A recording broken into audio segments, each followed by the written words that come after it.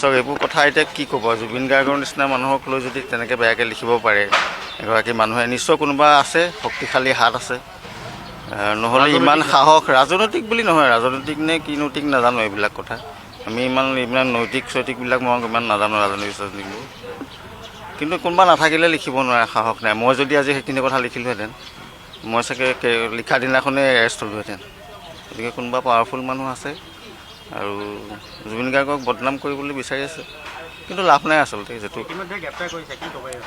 গ্ৰেপ্তাৰ কৰিছে যদি ভালেই, সোমাই 2 পিটনমান দিলেই হ'ল আৰু সেইগৰাকীক লোক বুলি ক'ব নোৱাৰে আৰু মানুহৰ শালীনতা যেতিয়া শেষ হৈ যায়, এইটো কথা কৈ থাকি লাভ নাই। আৰু আমি আপোনালোকৰ আগত কথা কৈ থাকিলেও লাভ নাই, যি হৈছে দেখা পাই চাই থাকিলেও হ'ল, উপায় নাই।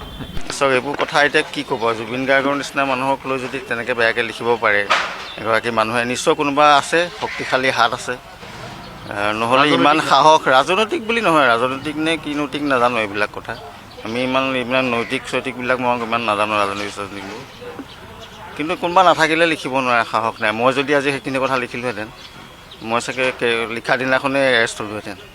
গতিকে কোনোবা পাৱাৰফুল মানুহ আছে আৰু জুবিন গাৰ্গক বদনাম কৰিবলৈ বিচাৰি আছে, কিন্তু লাভ নাই আচলতে। যিটো গ্ৰেপ্তাৰ কৰিছে যদি ভালেই, সোমাই 2 পিটনমান দিলেই হ'ল আৰু